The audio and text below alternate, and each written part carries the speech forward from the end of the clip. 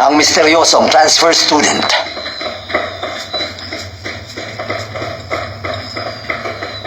Siya nga pala ang bagong transfer student. Magmula ngayon dito na siya mag-aaral sa academy natin. Siya si Mitski. Maging mabait kayo sa kanya. Siya yung bata kanina. Oo, tama ka. Siya yung mayabang na bata. Mitski ang pangalan ko. Nanggaling nga pala ako sa bayan ng Otto. Oo pala yun. Natural lang naman na masorpresa kayong lahat. Ang bayan ng Otto ay itinaguhid ng isang ninja na ang layunin ay wasakin ng Konoha. Pero bahagi na lang yun ang nakaraan. Sa ngayon, inaayos na ulit yon bilang bagong bayan ng mga ninja. Narito siya para patunayan sa magandang relasyon ng dalawang bayan. Umamin ka nga, Boruto. Kilala mo ba ang bagong transfer student na yan? Oo, nakita ko siya kaninang umaga. May isang nanggulo kanina at si Mitsuki ang nakapigil sa kanya. Ibig sabihin, magaling pala ang bagong transfer student na yan. Hoy, Shikadai, ano bang teknik ang ginagamit niya? Ba malay ko. Gusto ko siyang subukan ngayon para malaman ko kung gaano siya kagaling makipaglaban. Nakikinig ba kayong lahat sa akin? Gwapo siya at ang lakas ng dating. Oo na, gwapo nga siya pero hindi naman ganyan ang mga tipo kong lalaki. Taray, ganda ka? Huwag na kayong maingay, nagkaklase pa tayo eh. Ay. Sige na, Mitsuki. Pwede ka na maupo kasama nila. Pwede ba akong tumabi sa'yo? Aba, oo naman. Ako pala si Uzumaki Boruto. Masaya ako makilala ka, Mitsuki. Ako rin. Masaya rin ako, Boruto. Ngayon magkakilala na tayo. Kahit ano, pwede mo nang itanong sa akin. Kahit ano? Oo, kahit ano, pwede. Talaga? Kung ganun pala, ano bang nangyari dito? Bakit tayo lang ang walang classroom? Boruto, ba't wala na kayo? Ay, kasi may nangyaring... Kasalanan ng isa dyan, kaya tayo nasa labas. Lagi naman natutulog sa klase si Boruto, kaya paano niya nalaman ang sagot? Ikaw naman, matalino rin siya kahit paano. Walang kahirap-hirap. Sobrang dali lang para sa akin itong pinapagawa nyo. Tama ito. Pero sa susunod, gamitin mo ng tamang formula. Ayoko nga, yung paraan na alam ko ang gagamitin ko. Mas mabilis at masigurado pa. Basta sa susunod, Sir Shino, huwag naman yung madaling sagutan. Medyo hirap-hirapan nyo naman. Yun lang pala eh. Kainis! Binibiro lang kayo, sineryoso nyo naman? Huh? Oh, Alam mo, kailangan kalkulahin mo ito bilang equation ng motion. Sa ganung paraan, makakalkula mo agad ang air resistance. O ayan, madali lang, di ba? oo nga. Galing, alam nyo na ngayon. Galing mo. Pero hindi ko naman sinabi sa yung sagutin mo. Pero nahihirapan po kasi si Boruto. Dapat turuan ng estudyanteng nahihirapang umintindi, hindi po ba? Oo nga, pero wala rin kwenta kung hindi naman sila ang sasagot. O sige na, tama na yan. Maupo na ulit kayong dalawa. Nawiwirdohan ako sa Mitsuki na to.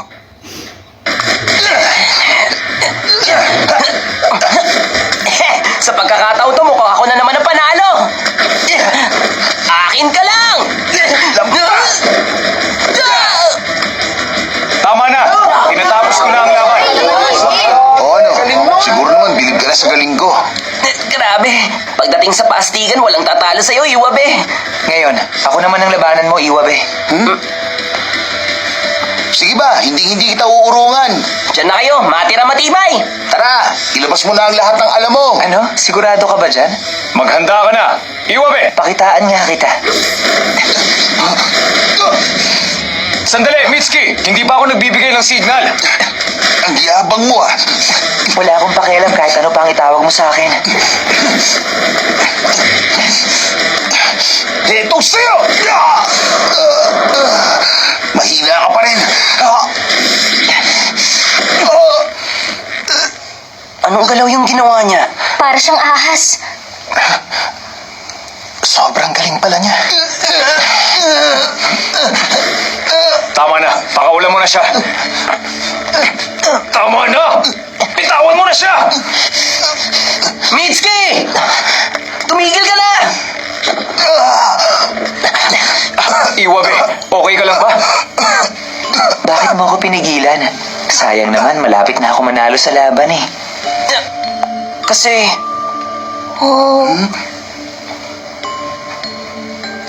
Grabe ang ginawa mo. Humingi ka na tawad kay Iwab eh.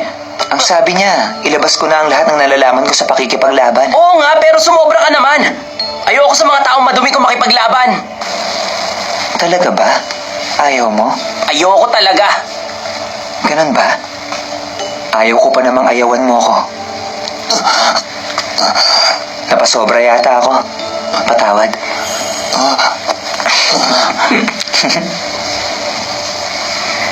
Hindi lang medyo. Talagang weirdo siya.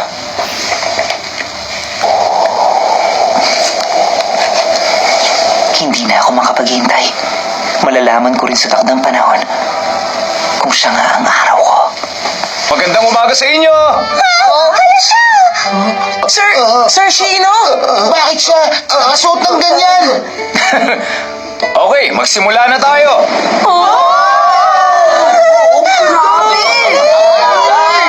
Ayos. Mga bata, gagamitin natin ang oras natin ngayong umaga para bigyan ng welcome party si Mitski. Ano kaya yun? Sobra naman yata tong ginawa ni Sir. Grabe, ginawa ni Sir Shinong lahat ng ito. Sa tingin ko, hindi naman kailangan gawin to eh. Lalo pa nating palalimin ngayon ang ating pagkakaibigan. Happy, ano nang gagawin natin ngayon? Naguguluhan ako sa ginawa ni Sir pero naghirap siya kaya magsaya na lang tayo. Uy, magkwento ka naman dyan. Anong klaseng lugar bang bayan ng Otto? Bilib na bilib ako sa mga galaw mo kahapon. Ang astig ng depensa mo. May alam ka bang special na technique? Aba, oo naman. Alam ko yung technique na ginagamit sa pagtakas. Astig! Marunong din ako gumamit ng futon at triton. We, ang bayan ng Kumo ang magaling sa Rayton, hindi ang bayan ng Otto. Hindi mo kami maloloko kaya tumigil ka na. Pero totoo ang sinasabi ko. Nag-alala ako kanina pero sa nakikita ko ngayon, wala namang problema. Masaya ang party. Salamat sa ginawang ito ni Sir Shino. Ang saya! Sa wakas, nakikihalubilo na ngayon si Mitski. Ma'am Kurinay, gagawin ko ang sinabi mo. Huhulihin ko ang loob nila. Kikilos ako sa sarili kong paraan. Sir Shino, okay lang po ba kayo? Oh, bakit mo naman biglang natanong yan? Ginagawa niyo kasi ang lahat para kay Mitski. Hindi pala para sa aming lahat dito sa Academy. Ang totoo, hindi ako magaling pagdating sa salita. Pero dahil sa Academy, hindi ako naging mag-isa. Marami akong naging kaibigan dito. Naging guro ako para nang sa ganun makabawi naman ako sa bayang ito. Yun lang ang alam kong pinakamagandang paraan. At ngayon, bilang pangwakas, bibigyan ko kayong lahat ng regalo. Regalo? Sir Shino, yun. Regalo ka.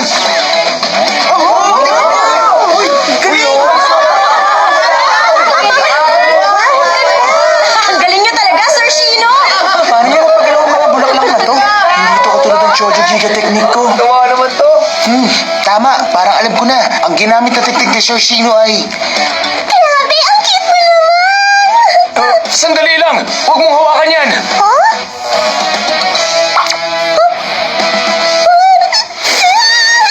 Lagot na! Mga insekto! Lumayo nga kayo sa pagkain ko. Sobrang dami. Nakakagili yung mga insektong to. Patay! Hindi naman ganito ang plano ko eh. Kung ganun pala, ito ang sikat na Kikaishu technique ng angka ng Aburame. Bilis! Gumawa kayo ng paraan! Ano? Gusto mo may gawin ako sa mga insekto? Paalisin mo sila! O sige. Buton, Tofa.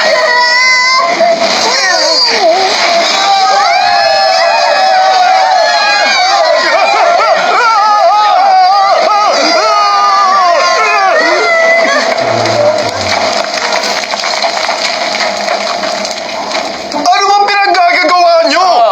Naku, pasensya ka na. Sir Shino naman eh. Paano kami matatapos nito? Ang gulo-gulo nyo. Pasensya ka na talaga. Ang gulo. Alam nyo naman may schedule eh. Pagkatapos ginugulo nyo trabaho namin. Kalat, paano na ngayon to? Pasensya na talaga kayo. Ano Nagkaroon ba na ng talaga accident. nangyari sa lalaking Pasensya yan? na. Matuto ka namang rumispeto. Kahit ganyan si Sir Shino, teacher pa rin natin siya kaya dapat siyang igalang. Teacher pala siya. Ngayon mo lang nalaman? Pero, may tuturo pa ba siya sa puntong ito? Magaling naman siya dati. Okay siyang teacher noon. Tumigil ka nga dyan. Anong magaling? Kumpara sa ibang teacher dito, hindi siya maaasahan. Wala siyang kadating-dating. Oo nga eh, parang mas malakas pa ang anino niya. Ano ba naman kayo? Huwag nga kayong magsalita ng ganyan. Gusto lang namang i-welcome dito ni Sir Shino si Mitski. I-welcome ako? Masaya ka ba para sa ginawang party ni Sir sa'yo? Ako? Masaya?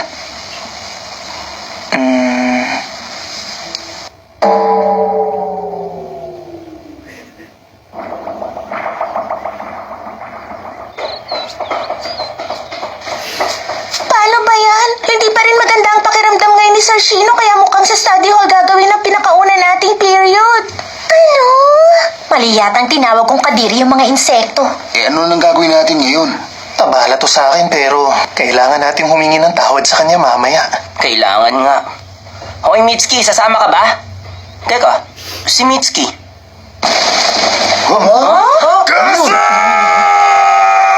Ano yun? Hindi ko alam. Teka. Dito lang kayo. Titingnan ko lang. Hoy, Boruto! Ay, sandali lang, Shikaday. Sasama ako sa inyo. Ay, nakakaasar talaga. Papunta na rin ako ron. Ano? Bakit naman? Nagkakawala kasi ako sa kantin.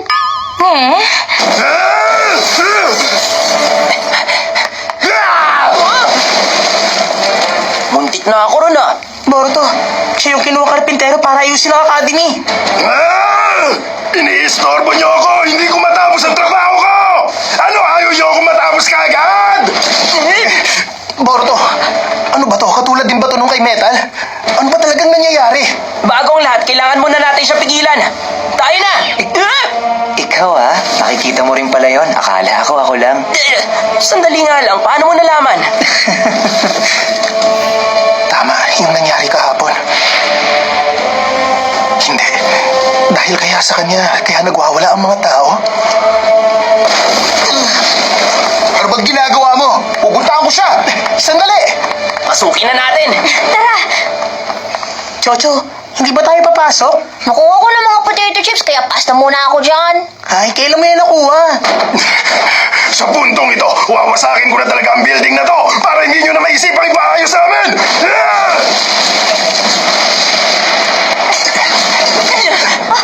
Ang gulo mo!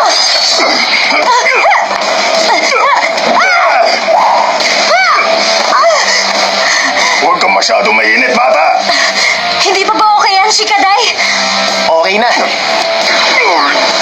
Galing ng ginawa mo. Sarad ang maganda. Tatapusin ko ng kabaliwan mo.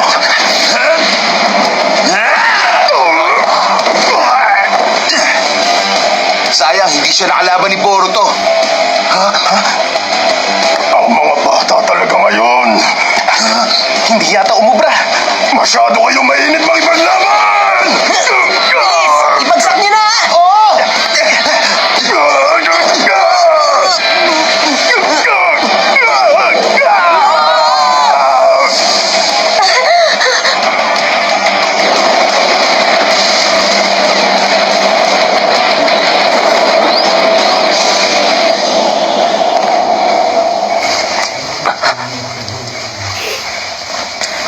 Munti ka nang mamatay Hindi ka dapat pabigla-bigla. Oo, tama ka. Tapos na ba? Oo. Shy. Ano yun? Wala. Gusto kitang makasama sa mission balang araw, Mitski. Gusto rin kitang makasama, Boruto.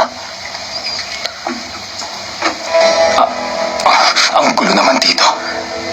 Dahil hindi ako nakapagklase ngayon, nalagay sa panganib ang mga bata at nawasak na naman ang academy. Kahit anong gawin ko, palaging palpak.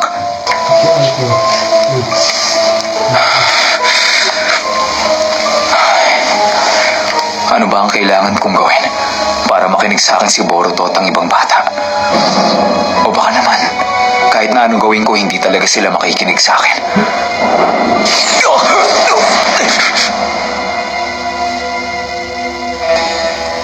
Alam ko na ngayon. Bakit naman kasi masyado ko silang inaalala?